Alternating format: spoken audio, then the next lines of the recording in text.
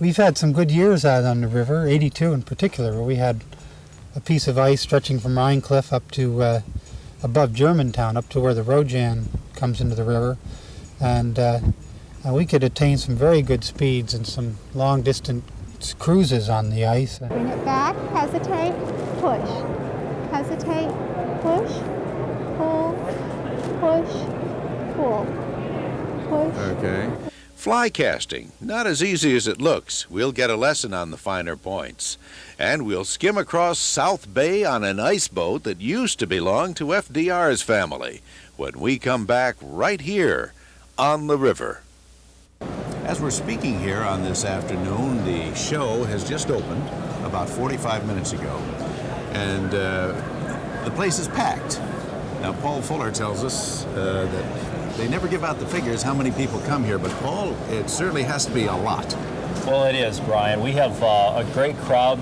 We're attracting right now from Philadelphia, Pennsylvania, New Jersey, Long Island, Connecticut, upstate New York, so people come a long ways for a good show. What's the attraction here besides the obvious? Is there something special about this show? I think it's a combination of several things. We have all of the major manufacturers of fishing tackle. It's hard to find good people like that you can talk to, factory people. We have outfitters, lodge owners from all over North America, and we have an outstanding seminar series to help people learn how to improve their craft, to fish better, to tie flies better. All of that is I think, one formula that brings people to the show. Is it mostly the weekend fisher, sometimes, or do you get people who are here professionally as well? Oh, I think we get both the weekend fishermen, and I think we get the fellow that likes to fish 5 or 6 days a week. Whether it be the professional fly tyer or it be just the weekend bass fisherman, there is something here for everyone, so they all come. Here are Fred and Dee Weedig from New Hampshire. They're with United Fly Ties Incorporated. They're almost like snowflakes. Everybody is different. And what we're doing here is tying what we call a Dorado's hare's ear. It's a fairly simple fly to tie. First thing what's done is applying the thread to the hook. How long does it take to put together a fly on an average? 5-6 minutes, depending on the fly, because if you're tying a full-dress salmon fly, now you're talking more time, but okay. 5 to 10 minutes, depending on the fly. Now you have feathers here. What kind of feathers are you using? Okay, here I'm using a grizzly, what is called a grizzly hackle. And you pick out, when you tie the wings on or whatever, you take certain parts of the fly or the hackle to adhere to the fly itself. So you can use various ends of the hackle itself, of the neck, and it gives you... What kind of bird is that from? A rooster. Fella, this is a Hoffman, comes from Hoffman's Hackle Farm, and he's well known for his grizzly hackles, and he breeds these roosters for this. Really? Something like this costs about $50. So the rooster can see that we get scrambled eggs in directly and some good fish on the stove. Correct. Okay. Very versatile bird. There are many materials used to create a fly, and after the tyer puts them all together, Fred shows us the end result of this one. Now, once you get that fly made, you put it on the end of a casting reel here, and Kathy Beck is going to show us how one operates such a piece of equipment. Now, Kathy, you have some experience in this. You've won first place a few times in local tournaments, and you're into this. Yes. What's the appeal? What's the attraction here? Well, I think with fly fishing, you don't have to handle bait or worms or anything live. It's a very clean sport. Fly fishermen generally release their fish, so we're not taking fish home to eat. We're preserving our sport, and we're being conservative-minded at the same time. Okay, now we have this equipment. Can you explain what it is and what its purpose is? This is a basic trout outfit. It's a 9-4-5, which means it's a 9-foot rod for a 5-weight line. The line has to match the rod or it's not going to perform properly. On the end of the line, we have a leader, and that's this long tapered piece of monofilament here. And because the fly doesn't weigh anything, we have to put a light tippet or light leader on the end of the line to turn over the fly delicately. Okay. And of course, on the end of the tapered leader, we attach the fly. Okay. Now you're going to show us how to Show you cast how away. easily it's done. Yes. May I Okay. stand on your right side? Okay.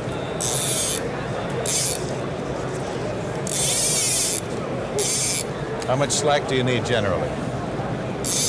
You need just enough to get it up and get it propelled. And once it's up, then it's just a pushing and a pulling motion back and forth. And when you're keeping your line in the air, it's called false casting. And you can use false casting to get your line speed built up, to locate the fish that you're going to cast to, and to get your line under control. And that's what you're doing now? That's what we're doing now. Yep. When you want to present the fly, you just bring the tip down, and the fly will fall delicately straight out beyond the tip of the rod. You point the rod in the direction that you want the fly to land in. Okay. Okay, and it's in the wrists, For the time is it? being, yes, you're coming straight back, and you're going, it's called accelerating to a stop, as Joan Wolfe puts it. Bring your wrist back, and then just flip the wrist just a little bit, and then forward. Here. Let your forearm do a little bit of the work. Okay. Bring it back, hesitate, push. Hesitate, push, pull, push, pull. Push, Okay. pull. Okay? I'm going to let go. You're on your own. Okay. Pull, push, pull, hesitate, push. I think I'm goofing. Hesitate, push. Hesitate, It's getting a little... push. Hesitate, push. When you're hesitating on both ends, when you hesitate in the front, you're letting the line open up Okay. front. And when you Oops. hesitate, there, we caught our friend next to us. When you hesitate in the back, you're letting the line go back beyond your shoulder. If you turn around and look, you can see that happening. Okay. Hesitate, All right. hesitate. Okay, we'll lay it down on 3. Okay. 1, 1, 2, 3. 3. Very nice. All right. Well, thank you so much. We could not have Thank done you. it without you. What does an outfit like this cost? What would this cost somebody? Most of the good graphite rods on the market today start at about $210, and they go up from there. Reels, which are a very important part of the outfit too, start at about, an average reel starts at about $60. And the line again is in the 20s.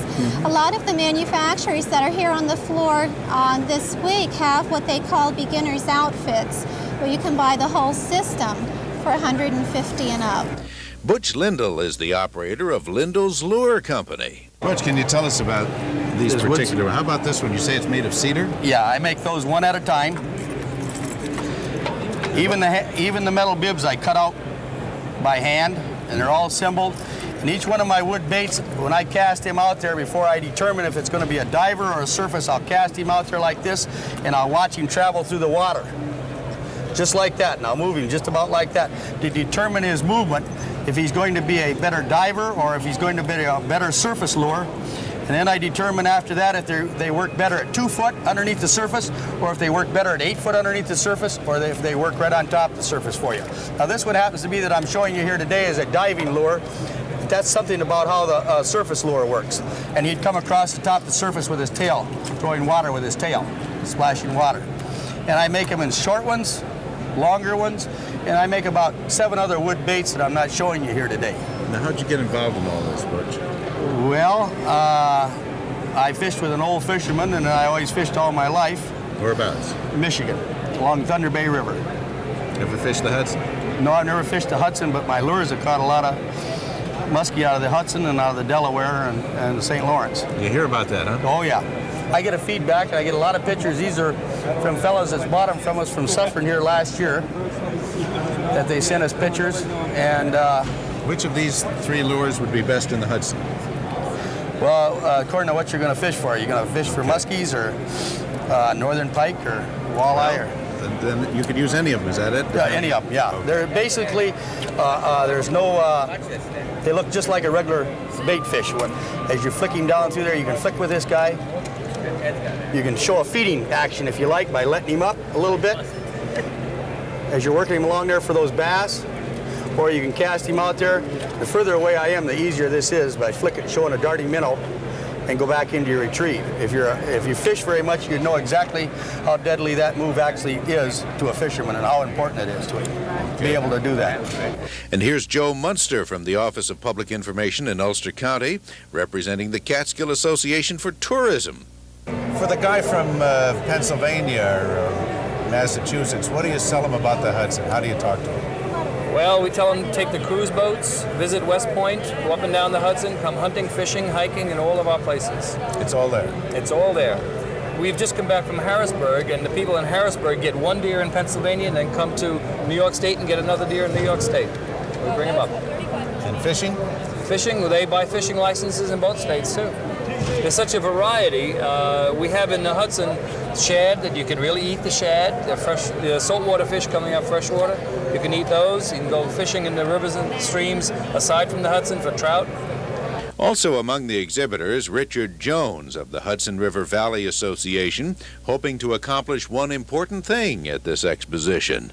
Well, I think we're going to increase the awareness of the valley and what it has to offer to people within the New York metropolitan area and northern New Jersey, that within a day's trip of their home, there is, as I say, a large variety of things to do, both outdoor activities as well as indoor activities.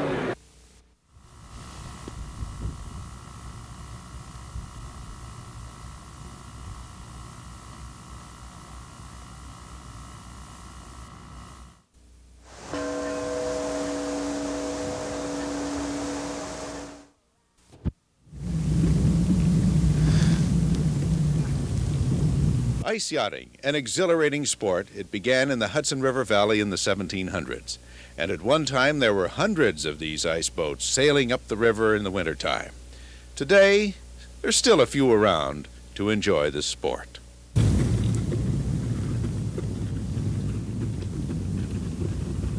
Reed Bielenberg, now you're into this very deeply, actually, and you certainly have a background and a knowledge of what this is all about. Tell us, how did ice boating get started, and how do you keep it up? Well, ice boating is a sport that developed in the Hudson Valley, where the conditions of good ice and a minimal amount of snow created excellent conditions for it. In the middle of the 19th century, there were hundreds of ice boats in all the different small towns along the river. By the 1860s, it had developed into a sport where a number of these towns had fleets of boats, and they'd compete against each other. The boats got bigger and faster. Speeds of a mile a minute were quite common on these old craft. Are you saying that before the mid-1800s there were no ice boats in Europe or any place? Well, there were in Holland in the 15th and 16th century. There are engravings and cuts of basically their summer craft, which they mounted up on runner planks. But the type of boat that we work with here, with a runner plank, it's specially designed for ice boating, is pretty much original to the river. Uh-huh. So this makes it unique to the Hudson Valley. Yeah. The idea then spread to other lakes and regions of the country, down along the Jersey coast and up to Lake Champlain and into the Midwest, into Wisconsin. So, but the first recorded knowledge of an ice boat on the river dates from about 1790. Now, your involvement, how did that come about? Well, I was pretty much just a young fella, and just the idea of sliding over the ice under sails sort of intrigued me. And I'd heard that there was a major ice yachting regatta down at Croton Point. So I was I think 15 years old. I managed to get on the railroad train and get down to Croton, and walked out and came out on the ice, and I think there was over 60 ice boats at this one occasion, but my attentions were drawn to the old boats even then. And There's a Hudson River Ice Yacht Club, which had reformed in 1964 after a lapse of many years. And many of the fellows had brought out these old boats of 80, 100-year-old ice boats and had them restored, and were racing them again in these competitions. Is this connected at all with the overall resurgence of activity on the river? Is that connected? Well, it's, for many people, it's been fairly continuous. I mean, there are, you know, ice boats have basically been passed down from one generation to the next of avid ice boaters. So there has been a certain continuity to the sport. So it really hasn't lagged, or it hasn't surged. It's just kind of stayed steady. Yeah, I mean, there was the great popularity of the boats that existed during the 1870s to about 1910. It died out when the world politics and automobiles and airplanes sort of captured the imagination for speed lovers. But the sport still continued in small enclaves along the river right up into the 20s, 30s. But after World War II, when home heating oil became the predominant means of heating, and larger steel-hulled ships with propellers could break through the ice, it just sort of spoiled the fun for a lot of the people that just, you know, had enjoyed, you know, sliding over the river on runners. That monster called technology coming through again, huh? Yeah. We were talking a few moments ago about the Coast Guard, which has the responsibility of keeping these waters passable and kind of taking away some of the fun from you people. Do you ever discuss that with them? Well, we haven't had any face-to-face discussions on the matter, but we've had some good years out on the river, 82 in particular, where we had a piece of ice stretching from Rhine Cliff up to above Germantown, up to where the Rojan comes into the river. And we could attain some very good speeds and some long-distance cruises on the ice, and we chased down a number of river boats. Uh-huh. And that was a thrill. It's nice to be able to share the river with the boats, too. Oh. Okay, Reed, your friend John Spur is out there getting the Vixen lined up for us. What are some of the preliminaries here? To setting the boat up? Yeah. Well, I just have to unfurl the sails and hoist it up, and we'll be ready to go. The Vixen's a very interesting old boat. It was originally built in 1885 by the Merritt brothers down in Chelsea, which at the time they called Carthage Landing. And these guys were real innovators in ice boat design. Most of the ice boats followed the common sloop practice of the day and carried a gaff-headed main and a jib, but the Vixen has what's called a lateen rig, which is really an ancient design sail, but never really became popular in American yachting circles. But the Merritt brothers developed this Vixen ice boat. It was the first lateen rigged ice boat, and for a while there was a number of them built. Right now it's the only existing boat. They sold this to John A. Roosevelt in 1890, and he raced it on the river until up into the 19-teens and the 20s. When you say raced it, were there organized races, or was it just pretty much everyone to his own? No, there was a number of racing clubs. The Carthage Landing Ice Yacht Club was what the Merritt brothers sailed for. In Poughkeepsie, there was the Poughkeepsie Ice Yacht Club. There was a New Hamburg Ice Yacht Club. Well, this looks like what it is, obviously. You're raising the sail. Right. Hoisting it. Hoisting the sail. John's hauling on the halyard. Oh, we got the tank, John. You're tied up in the back. You can cleat it off. How much sail are we talking about here? Well, this is about 350 square feet. In the old days, this would have been called a third-class ice boat. Uh-huh. The first class were the biggest boats, and they had sails, some of them up over 780 square feet. That's pretty serious. Yeah. Boating. They had the theory that the bigger the boat, the faster and more powerful it was. And it's true.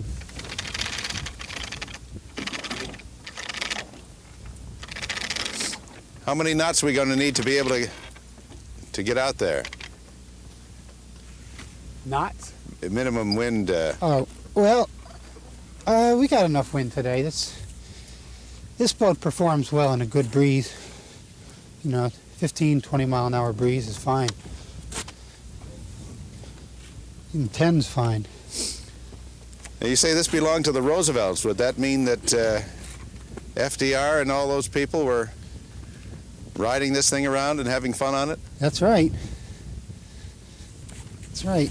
You wouldn't know about Teddy, would you? He wasn't really related, or if he was, very distant cousin, Teddy Yeah. Roosevelt. But you call it the Rough Rider. Sometimes it's a very rough ride.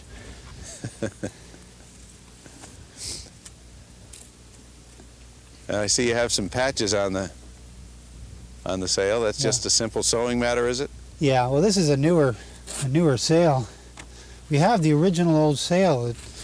We put the boat into a hole in the ice one winter, and it laid in the water and froze. And it took us like 4 or 5 hours at night under the moonlight to get it out of the hole. And the sails were really severely damaged. But we'll get them back. Needle and thread, that's all it takes. Where'd this wood come from? You any idea? Probably off one of the Roosevelt estates. Okay. Well, Brian, looks like we got it. Okay, now we got Just the hop wind. on. Face forward. Face forward. Hold on to the handle. Okay. Keep the head low, I'm sure. Oh, your head won't get in the way. We're off. Boy, we got a good wind going there.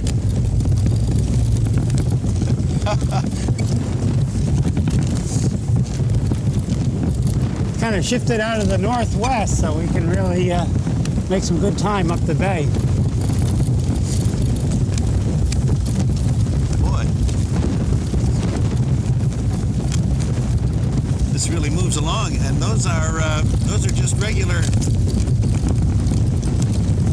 metal-lined skateboards there. Is that it?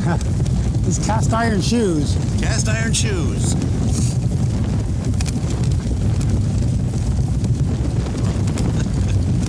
Now I'll put it through a tack. Watch out! Work there. All right, try to stretch your tack as far as you can.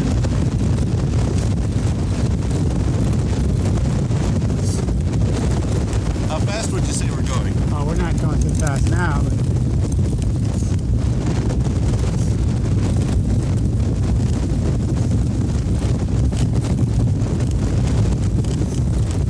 I'm pretty close to the land there. yeah.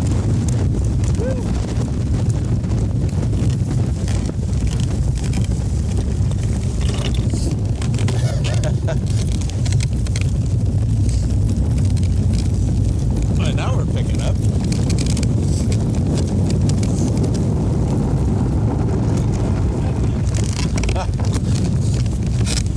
Did you ever fall off? No. How you doing? Oh, pretty good.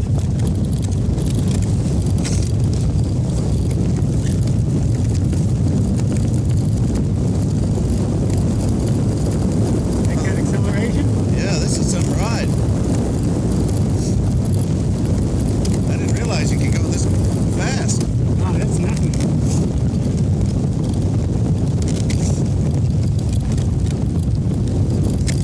How much area do you have out here to play around in? Well, it's about a mile long. What did we just hit? A crack.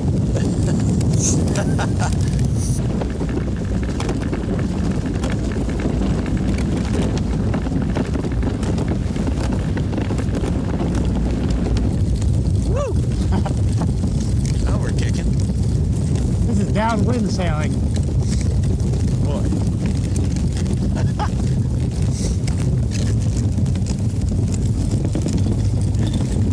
Keep the head low.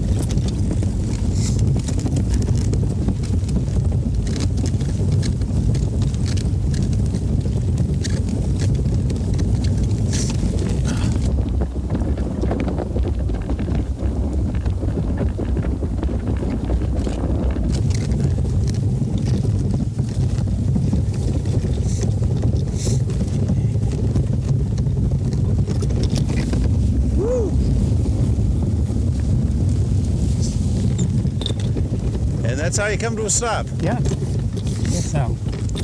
My goodness. Now that's fun. There you go.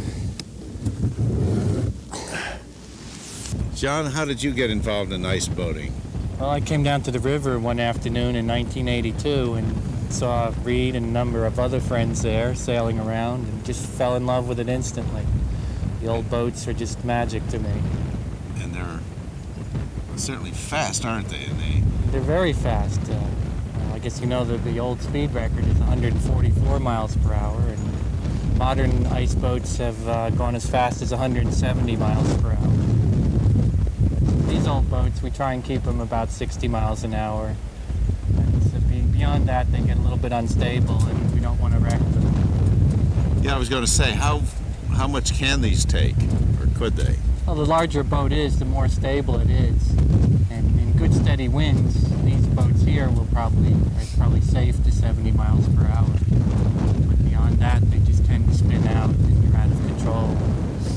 It doesn't make for very interesting times. How often are you out here? I try and come out every day that it's possible to do this. I'm self-employed, so I have the opportunity to do that. So when there's good wind and good ice, this is where my friends find me.